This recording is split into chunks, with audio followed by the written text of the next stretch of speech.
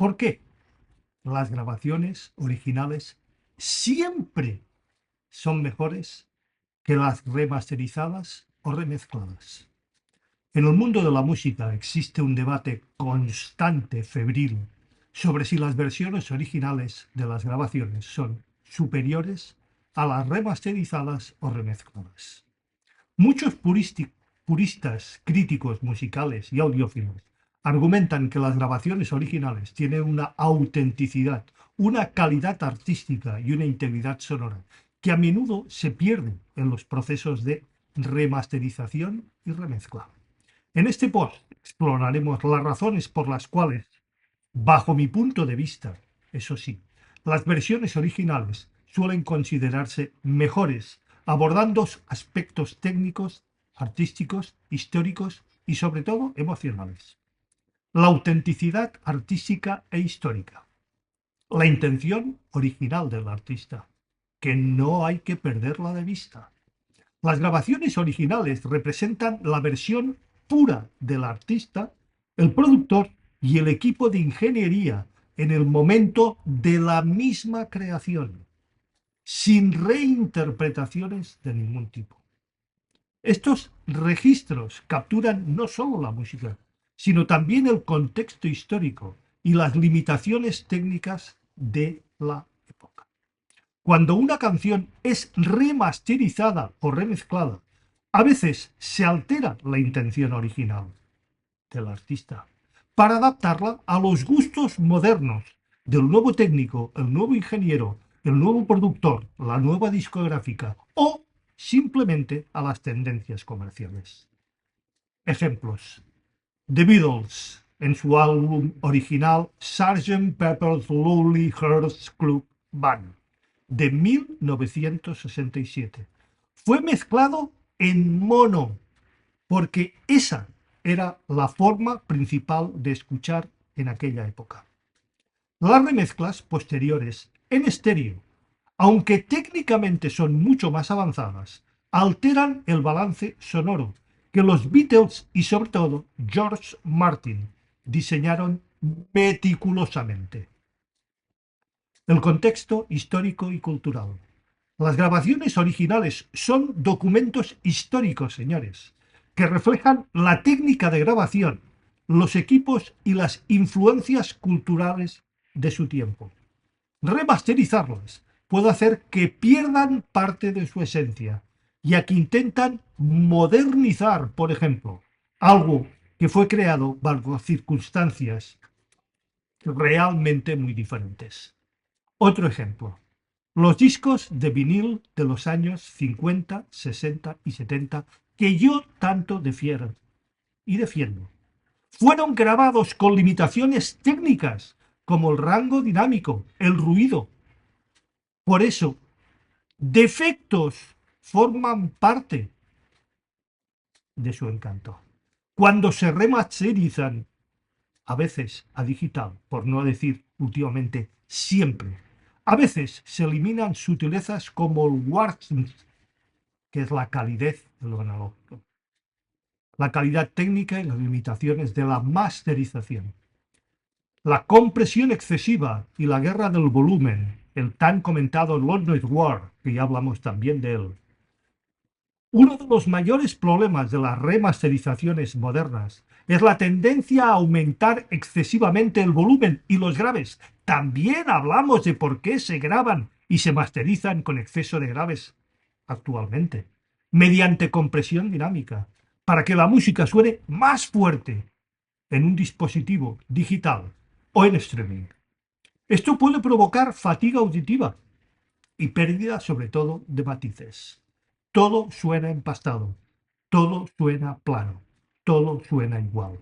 Otro ejemplo, el álbum Dead Magic de Metallica de 2008 fue altamente criticado por su masterización extremadamente comprimida, lo que generó distorsión y falta de dinámica en comparación con sus trabajos anteriores. La pérdida de frecuencias y detalles.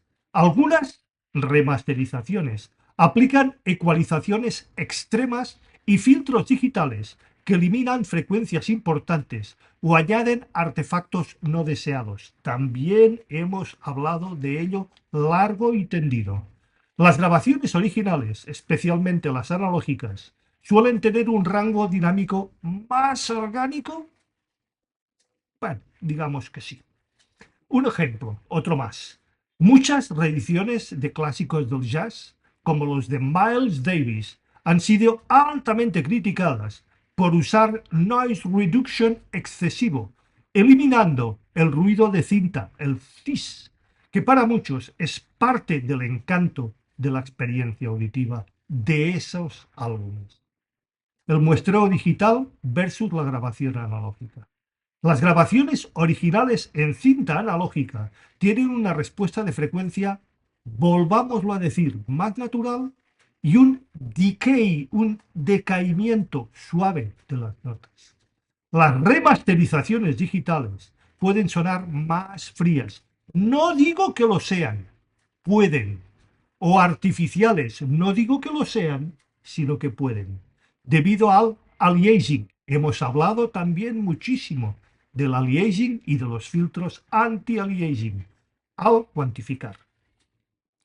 Otro ejemplo más, el álbum de Pink Floyd, tan comentado, el mítico y brutal The Dark Side of the Moon de 1973. Fue grabado en cinta analógica. Las versiones remasterizadas, sobre todo en digital, aunque muchísimo más limpias, pierden parte de la textura cálida del original. Y de eso estoy totalmente de acuerdo.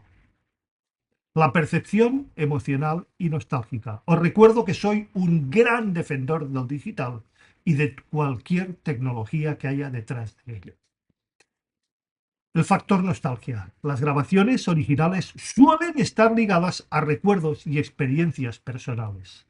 Cuando una canción es remezclada, puede perder el impacto emocional que tenía en su forma original y de raíz. Otro ejemplo más. Los fans de Queen prefieren la versión original de The Bohemian Rhapsody de 1975, porque es la que escucharon en su juventud. Mientras que las remezclas, como la de la película, por ejemplo, del 2018, alteran el balance vocal, tonal e incluso instrumental de una manera brutal. Vuelvo a decir, soy un gran defensor del digital, no nos equivoquemos. La pureza del sonido en vivo versus la edición digital. También soy otro purista defensor de cualquier grabación en vivo. Muchas grabaciones originales, volvemos a los 50, 60, 70, 80, se hacían con muy pocas tomas, con músicos tocando juntos en la sala, entre otras cosas porque todavía no se había inventado el multitrack. Las remezclas modernas a veces reemplazan instrumentos o corrigen errores, perdiendo la magia de la interpretación live, en vivo. Otro ejemplo más. El rock clásico, como por ejemplo Led Zeppelin, las imperfecciones en las tomas originales, como pequeños desfases en la batería o semicruzados que se les llaman, le dan humanidad a la música. Las remasterizaciones perfectas pueden sonar totalmente artificiales. Pierden su alma, su duende. Casos famosos de remasterizaciones muy controvertidas. Nevermind, de Nirvana. YouTube me clausuró pues, por poner su portada. Álbum de 1991 versus el remaster de 2011. La versión original tenía un sonido crudo, potente, mientras que la remasterización del 2011 suavizó las guitarras y aumentó el bajo, alterando el equilibrio tonal original. Back in Back de AC/DC 1980 versus 2003. La remasterización la pifió, la cagó, aplicó compresión excesiva, reduciendo el impacto de la batería de Phil Rudd. The Joshua 3 de YouTube 1987 versus el remaster del 2007. Aunque técnicamente está muy mejorada, brutalmente mejorada, algunos fans, entre ellos yo, argumentan que la remasterización perdió la atmósfera original. Cuando una remasterización sí funciona. No todas las remasterizaciones son malas, señores. En absoluto. ¡Válgame Dios! Algunas mejoran la calidad brutalmente sin sacrificar ni una pizca de esencia. Cuando se usan masters originales en buen estado. Cuando el proceso es supervisado por los propios artistas originales, como los remasters de Bob Dylan, que supervisa y da el visto bueno él personalmente. Si no, no se lanzan. Cuando se respeta la dinámica original, por ejemplo, los remasters de The Rolling Stone en vinilo de alta calidad. Conclusión. Las grabaciones originales suelen ser preferibles porque mantienen la intención artística original, preservan el contexto histórico y sobre todo cultural, evitan los problemas técnicos de las remasterizaciones, compresión, pérdida de dinámica, etcétera, etcétera, etcétera. Y porque tienen un valor emocional y nostálgico muchísimo más fuerte. Sin embargo, una remasterización bien hecha, cuidada y con respeto por el material original puede ofrecer, y de hecho lo hace, una experiencia auditiva brutalmente mejorada y renovada.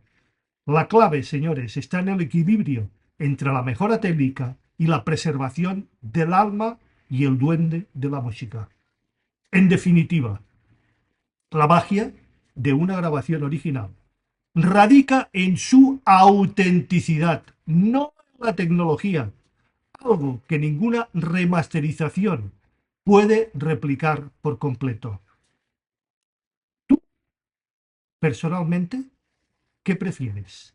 Yo, personalmente, salvo contadas ocasiones y contadas ediciones, siempre, siempre, siempre, siempre el original, que es como su padre y su madre lo parió. Nos vemos